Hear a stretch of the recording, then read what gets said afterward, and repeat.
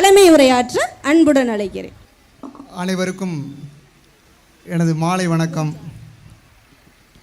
இந்த நமது வீரியங்கோட்டை ராஜராஜன் பள்ளியின் 30வது ஆண்டு விழாவிலே கலந்து கொண்டு இந்த மாலை வேளையிலே உங்களை எல்லாம் சந்திக்கின்ற இந்த திறந்தவெளி காற்றின் அரவணைப்பில் உங்கள் அன்பின் பாசத்தில் இங்கு மேடையில் அமர்ந்துள்ள மதிப்பிற்குரிய சான்றோர்களே, ஆண்டோர்களே, அன்போர்களே, இந்த பள்ளியின் தாளாளர், தலைமை ஆசிரியர், பெற்றோர்கள், எல்லாவற்றிற்கும் மேலான ஆசிரியர் பெருமக்கள், உங்கள் அனைவருக்கும் எனது அன்பு கலந்த வணக்கத்தை தெரிவித்துக் கொள்கின்றேன். என்னை இங்கு அழைத்து சிறப்பு செய்யும் பொழுது அருகில் அமர்ந்திருந்த பேராசிரியர் அவர்கள் தலைமுறை என்று கூறுங்கள் என்று கூறினார். தலைமை உரை என்று கூறுவதை விட ஒரு முகவுரை என்று கூறுவதுதான் சிறப்பாக இருக்கும். இங்கு அமர்ந்திருக்கின்ற பெற்றோர்கள்தான் தலைவர்கள் என்று நான் கருதுகின்றேன். அந்த வகையிலே இந்த ஆண்டு விழாவில் கலந்து கொண்டு சிறப்புரையாற்ற செல்ல இருக்கின்றேன் என்று கூறியபோது எனது அன்பு மகன் ஒரு கட்டளையிட்டு சென்றான். நீங்கள் செல்லும் பொழுது ஒரு ஆங்கில பள்ளியில் பேச இருக்கின்றீர்களப்பா, அங்கு உங்கள் தூய தமிழில் பேசுகிறார்கள், தயவுசெய்து எல்லாரும் புரிந்து கொள்ளும் பொழுது கொஞ்சம் ஆங்கில வார்த்தைகளிலும் கலந்து பேசுங்கள் என்று என்னிடம் அவன் அறிவுரை கூறி வழங்கினான். அதை நான் இந்த நேரத்தில் உங்களிடம் கூறிக்கொள்ள விரும்புகின்றேன். இந்த ஆண்டு விழா என்பது வெறுமனே ஒவ்வொரு ஆண்டும் ஒரு கூடி மகிழும் ஒரு திருவிழா அல்ல. இது மாணவ செல்வங்களாகிய உங்களுடைய தன்னம்பிக்கையையும் தனித்திறமையையும் வெளிக்காட்டும் ஒரு விழா. இங்கு வந்த பொழுதுதான் நம் பள்ளி ஆண்டு விழாவுக்கு தான் வந்தோமா அல்லது வேறு ஏதாவது கட்சி மாநாட்டுக்கு வந்தோமா என்று எனக்கு ஒரு சந்தேகம் வந்துவிட்டது. அந்த அளவுக்கு இங்கு ஒரு மாணவருடைய எழுச்சியும் பெற்றோர்களுடைய வருகையும் இந்த இடமும் சூழலும் எனக்கு அத்தகைய ஒரு சூழலை எனக்கு ஒரு சந்தோஷத்தை கொடுத்தது. இந்த ஆண்டு விழாவில் மாணவர்கள் பெரும்பாலும் இங்கு நடுநிலைப்பள்ளி தான் இங்கு படிக்கிறீர்கள். உங்களிடம் நான் அந்த வளர்ந்த மாணவர்களுக்கு சொல்லிக்கொள்ள உள்ள அறிவுரைகளை நான் கூற விரும்பவில்லை. நீங்கள் இங்கு வெறும் பாடப்புத்தகங்களை மட்டும் படித்து வெறுமனே அறிவை மட்டும் வளர்த்து கொண்டால் பத்தாது, திறமையையும் வளர்த்து கொள்ள வேண்டும் என்று உங்களிடம் நான் அறிவுறுத்த வேண்டும் என்று கூறி வந்தேன். நான் இங்கு அமர்ந்தவுடன் அதற்கு எனக்கு வேலையே இல்லை, எங்களுடைய திறமைகளை நாங்கள் மேடையிலேயே உங்களிடம் காட்டி விடுகிறேன் என்று நீங்கள் செய்த அந்த யோகாசனங்களும் மற்ற பயிற்சிகளும் என்னிடம் படம் போட்டு காட்டிவிட்டீர்கள். அந்த அளவுக்கு உங்களுடைய திறமைகளை நான் பார்த்து மெய்சிலிர்த்து போனேன். அதே நேரத்தில் சில மாணவர்களுக்கு இங்கு வாய்ப்பு கிடைக்காமலும் போயிருக்கும். அதையெல்லாம் பெரிதாக எடுத்துக்கொள்ளாமல் உங்களுக்கு வரும் ஆண்டுகளிலும் அந்த வாய்ப்புகள் கண்டிப்பாக கிடைக்கும். நாம் எப்பொழுதும் வெற்றியையும் தோல்வியையும் ஒரே மாதிரி எடுத்துக்கொள்ள வேண்டும். இந்த விழாக்களிலே நீங்கள் பயிற்சி பெறும் பொழுது உங்களுக்கு பய உணர்வு கண்டிப்பாக போய்விடும் என்பதற்கு சிறிதும் சந்தேகம் இல்லை. அதையெல்லாம் நாம் இங்கு உணர முடியும். அதற்காகத்தான் இந்த மாதிரி விழாக்களும் இந்த மாதிரி பொதுமக்களிடையே உங்களுடைய திறமைகளையும் வெளிக்காட்டுகின்றோம். அந்த பய உணர்வை இங்கு கண்டிப்பாக நீங்கள் போக்கிக் கொள்ளலாம். அதற்கு அடுத்ததாக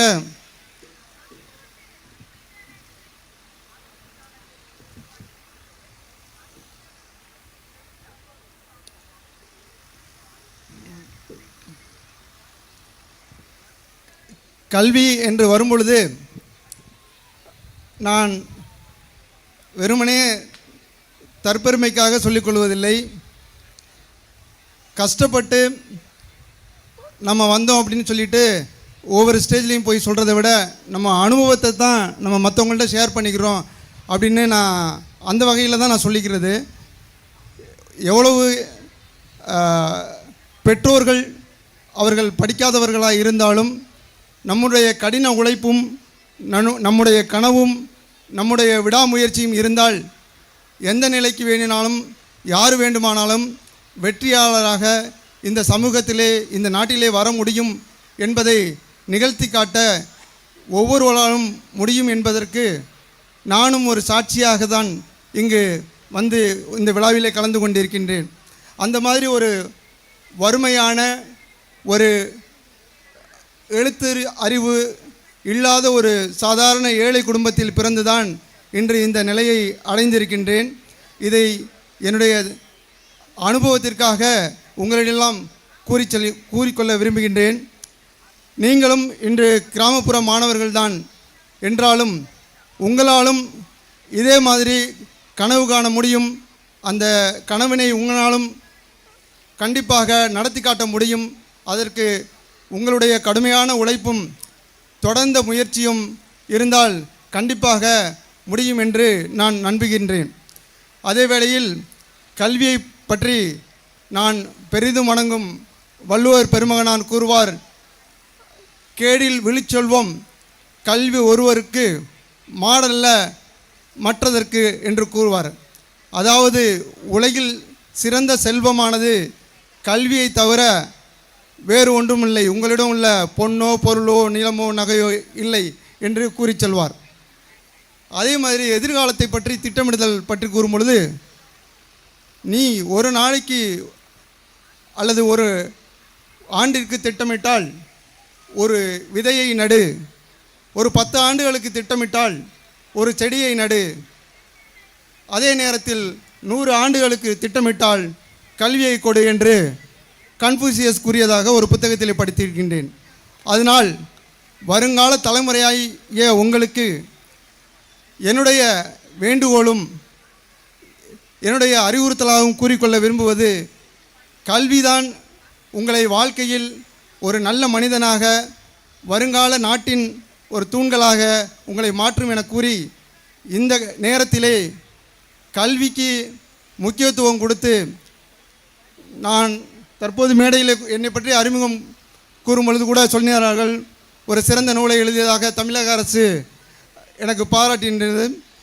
அந்த நூலிலே பெரும்பாலான கருத்துக்கள் வருங்கால தலைமுறைக்காக, அடுத்த தலைமுறைக்காக சிந்தித்து எனது கருத்துக்களை பகிர்ந்து கொண்டதை தான் அந்த நூலிலே நான் குறிப்பிட்டுள்ளேன். அந்த நூலை ஒவ்வொரு பெற்றோரும் வாசிக்க வேண்டும். ஏனென்றால் பெற்றோர்கள்தான் குழந்தைகளின் முதல் ஆசிரியர், அதற்கு பிறகுதான் பள்ளி ஆசிரியர்கள். நீங்கள் எப்படி நடந்து கொள்கிறீர்களோ அதன்படி தான் உங்கள் பிள்ளைகள் நடந்து கொள்வார்கள். நான் கூட சில ஆசிரியர் பெருமக்களிடம் சொல்லுவதுண்டு, நான் எங்கள் வீட்டில் தொலைக்காட்சி பயன்பாடு இல்லை. நான் வீட்டிற்கு சென்றவுடன் என்னுடைய தொலைபேசியை அணைத்துவிட்டு புத்தகத்தை எடுத்து விடுவேன். நான் இரவு தூங்க செல்லும் பொழுது நான் புத்தகத்தை வாசித்து கொண்டிருப்பேன். அதே மாதிரி சீக்கிரம் தூங்க சென்று விடுவேன். காலையில் எழுந்தவுடன் நேரடியாக தொலைபேசியை தொடமாட்டேன். 1 மணி நேரம் புத்தகத்தை வாசிப்பேன். நாம் என்ன செய்கிறோமோ அதைத்தான் நம்ம பிள்ளைங்க செய்வாங்க. தயவுசெய்து பெற்றோர்களே, நீங்கள் வாசிக்க விட்டாலும் பரவாயில்லை, வாசிப்பது போலவாவது நடந்து கொள்ளுங்கள். தயவுசெய்து செல்ஃபோனை கையில் எடுக்காதீர்கள். நீங்கள் அந்த மாதிரி இருந்தால் தான் பிள்ளைங்க மாறுவாங்க, அவங்களுடைய கவனம் திசை திருப்ப மாட்டார்கள். அதே நேரத்தில் முன்பெல்லாம் நாங்கள் படித்த காலத்தில் அதிகமான வீட்டு பாடங்கள் இருக்கும். இப்பொழுதுதான் வீட்டு பாடங்கள் கொடுத்தாலே அதை இப்போ ஒரு சுமையாக பெற்றோர்களே நினைக்கிறாங்க, என்ன இவ்வளோ ஒர்க்கு கொடுக்குறாங்க, இவ்வளோ ஹோம் ஒர்க் அப்படின்ட்டு. வீட்டு பாடங்கள் கொடுத்தா தான் அந்த பிள்ளைங்க வீட்டில் போயிட்டு அவங்க அந்த வேலையை செய்வாங்க. நீங்கள் விளையாடுறதுக்கு நேரம் ஒதுக்கினாலும் அவங்க அந்த செல்ஃபோனு தொலைக்காட்சி இன்றைக்கு எவ்வளவோ அந்த கவனச்சிதறல் நாங்கள் படித்த காலம் போல் இப்போ இல்லை. அதனால் அந்த இப்போது உள்ள பெரிய குற்றச்சாட்டு பையனுடைய கவனச்சிதறலை தான் எல்லோருமே எங்கள் மருத்துவர்கிட்ட வந்து பையன் கான்சன்ட்ரேட் பண்ண மாட்டேங்கிறான், எப்போ பார்த்தாலும் ஃபோனில் உட்காந்துறான் அப்படின்னு சொல்லிட்டு அவங்கள அறியாமல் அந்த மாதிரி போயிடுதுன்னு. அந்த சூழலே நம்ம குடும்பத்தில் கொடுக்கக்கூடாது. அவங்க கவனச்சிதறல் வராத அளவுக்கு நம்ம நடந்துக்கணும். அதற்கு வந்து நீங்கள் வந்து அந்த ஃபோன் பயன்பாட்டை நீங்கள் தான் குறைச்சிக்கணும். அது என்னுடைய தாழ்மையான வேண்டுகோளாக எங்கள் பெற்றோர்களுக்கு உங்களிடம் கொடுக்கின்ற விரும்புகின்றேன். அதே நேரத்தில் ஆசிரியர் பெருமக்கள் தான் திசை காட்டிகள். நீங்கள் தான் ஒரு இந்த வருங்கால ஒளி விளக்காக உள்ளவர்களுக்கு அந்த திரியை கொளுத்தி அந்த விளக்கை ஏற்றுபவர்கள் ஆசிரியர் பெருமக்கள் தான். அதே மாதிரி நீங்களும் அவர்களுக்கு அறிவுரை சொல்லும் பொழுது வெறுமனே மதிப்பெண்ணையும் அந்த எழுத்து அழகு நடை அதை மட்டும் பாராட்டாமல் அவர்களுக்கு எல்லா திறமைகளையுமே பாராட்டுவார்கள். சில மாணவர்களுக்கு, அதுவும் கிராமப்புறங்களிலிருந்து வருவதற்கு மருத்துவ ரீதியாக கற்றல் குறைபாடு இருப்பதற்கும் வாய்ப்பு இருக்கிறது. அவர்களெல்லாம் நீங்கள் தனி கவனம் செலுத்தி நம்முடைய வீட்டு பிள்ளைகள் போல் அவர்களுக்கும் நீங்கள் தனியாக அவர்களை எந்த விதத்திலும் ஒரு ஏற்றத்தாழ்வுகள் மனதில் பதிந்து விடாத அளவுக்கு அவர்களுக்கும் நீங்கள் ஒரு சிறந்த ஒரு விளக்காக திகழ வேண்டும் என்று ஆசிரியர் பெருமக்களுக்கும் எனது வேண்டுகோளை விட்டுக்கொண்டு, இந்த பள்ளியில் இவ்வளவு பெரிய விழாவை ஏற்பாடு செய்த இந்த பள்ளியின் தலைமை ஆசிரியர், அதற்கு ஒத்துழைப்பு கொடுத்த பெற்றோர்கள், கடினமாக உழைத்த மாணவர்கள், மேலும் தொடர்ந்து இங்கு வாகனங்கள் மூலம்தான் பெரும்பாலான மாணவர்கள் வந்து செல்கிறார்கள். அவர்களை பாதுகாப்பாக அழைத்து வந்து திரும்பவும் வீட்டிற்கு கொண்டு சென்று விடும் ஓட்டுநர்கள், அவர்களுக்கு உறுதுணையாக உள்ள உதவியாளர்கள், உங்கள் அனைவருக்கும் எனது வாழ்த்துக்களையும் பாராட்டுகளையும் தெரிவித்துக்கொண்டு வாய்ப்புக்கு நன்றி கூறி விடைபெறுகின்றேன். நன்றி, வணக்கம்.